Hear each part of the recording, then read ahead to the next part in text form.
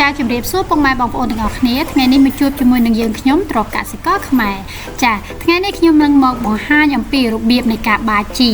ហើយនឹងមកប្រាប់អំពី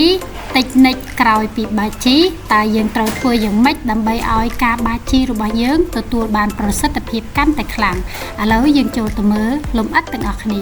មើលពីរបៀបនៃការបាចសិន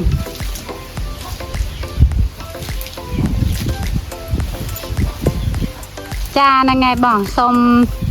សួរតាក់ទងជាមួយនឹងការបាចជីនឹងតិចបងត្រេនយើងបានអាយុប្រហែលហើយបងនេះផ្លែនេះអានេះអាយុចូល60ថ្ងៃហើយ60ថ្ងៃហើយចា65ថ្ងៃអូខេចាំបងជ័យមកខាងនេះមកសូមសួរបន្តិចតាក់ទងជាមួយនឹងត្រេន60ថ្ងៃហ្នឹងយើងត្រូវដាក់ជីរបៀបម៉េច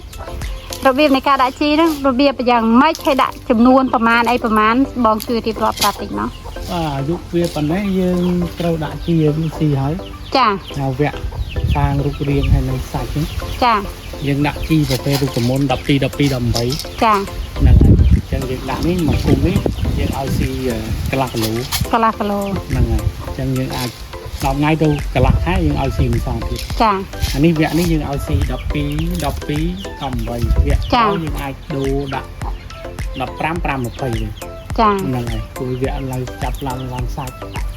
អញ្ចឹងវគ្គនេះយើងឲ្យស៊ី12 12 18ដើម្បីឲ្យវារីកបានស្មើសាច់សិនចាអានេះដោយសារភ្លៀងខ្លាំងអញ្ចឹងណាដែលឡើងគ្រាប់មុនគឺវាទៅមុនអញ្ចឹងវគ្គនេះធម្មជាតិវាអាចធ្វើស៊ីផ្លែតរេនយើងផងដែរអូចាវគ្គនេះយើងឲ្យស៊ីជីនេះសិនហើយដល់10ថ្ងៃឬក៏កន្លះខែយើងដូរជីទៀតចាការបាយជីយើងមើលទៅបាយដល់ចុងស្លឹកចាខ្ញុំឃើញដែររៀបសួរមិញហ៎បងចុងស្លឹកចូលមកគល់បាច់ពីចុងស្លឹកបាច់ចូលគល់ចាហេតុអីបានយើងត្រូវធ្វើបែបហ្នឹងបងព្រោះអីឬក៏ដែលត្រូវទទួលចំណីហ្នឹងគឺចាប់ពីចុងស្លឹកហ្នឹងចាកៅឬសំណាញ់ចា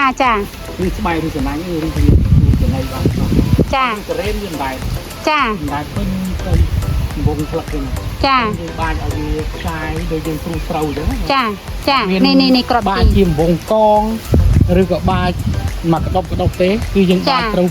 រស់ឲ្យស្មើព្រោះជីក្នុងមួយក្របវានេះវាអាចបានមកទឹក4ជ្រុងចាហ្នឹងហើយអញ្ចឹងមកក្នុងមួយក្របវាអាចបានចំណីមកទឹក4ជ្រុងចាហ្នឹងហើយយើងបានអញ្ចឹងដោយសារតែរឹសវាហ្នឹងវានៅរាយប៉ាយពេញហ្នឹងអញ្ចឹងវាអាចស្រូបស៊ីបានគ្រប់ទាំងអស់ចានេះគឺជារបៀបនៃការបាចជីចាបងអញ្ចឹងក្រោយពីការដាក់ជីយើងត្រូវធ្វើយ៉ាងម៉េចទៀតបងក្រោយពីការដាក់ជីហើយគឺយើងត្រូវដាក់ទឹកឲ្យទឹកភ្លាមតែម្ដងព្រោះអីជីប្រភេទជីគីមីនេះវាអត់ទុកឲ្យលើសពី2ម៉ោងជាងទេចាហ្នឹងបើវាលើសពី2ម៉ោងជាងវាអាចរលាយទៀតវាធ្វើថ្ងៃធ្វើអីចាហួតតាមបរិយាកាសវាអត់ចូលដីចាអញ្ចឹងតាមខ្យល់អីអញ្ចឹងយើងគួរតែបាចជីហើយយើងដាក់ទឹកភ្លាមតែម្ដងយើងអាចដាក់ទឹកពីសាយើងវាយវាឲ្យរីកមួយសាហើយចាំយើងវាយមួយសាទៀតអញ្ចឹងយើងមិនបាច់កំណត់នីតិរឿងដាក់ជីយើងវាយធ្វើម៉េចឲ្យជីយើងលាយបានសពហ្នឹងចាហ្នឹងហើយអញ្ចឹងប្រភេទជីនេះយើងដាក់ហើយយើងវាយទឹកប្រោះវាហើយមកយើងវាយទឹកមួយសាទៀតអញ្ចឹងយើងវាយធ្វើម៉េចឲ្យដល់ជីចាតំណាយើងវាយឲ្យដល់ប៉ុណ្ណឹងចាអូខេចានេះគឺជាតិចនិចក្នុងការបាចជីឲ្យមានប្រសិទ្ធភាពខ្ពស់នោះបានន័យថារុក្ខជាតិរបស់យើងបានស្រូបយកសារជីចិញ្ចឹមពីជីបានពេញលេញចាហើយខ្ញុំសង្ឃឹមថាវីដេអូនេះពិតជាមានប្រយោជន៍ណាស់សម្រាប់បងប្អូនប្រជាកសិករទាំងអស់ហើយអ្នកទាំងអស់គ្នាក៏អាចយកទៅសាកល្បងធ្វើតាមដើម្បីទទួលបាននៅប្រសិទ្ធភាពខ្ពស់ក្នុងការបាចជីនេះផងដែរចាអរគុណអ្នកទាំងអស់គ្នាជម្រាបលាជួបគ្នានៅឱកាសក្រោយ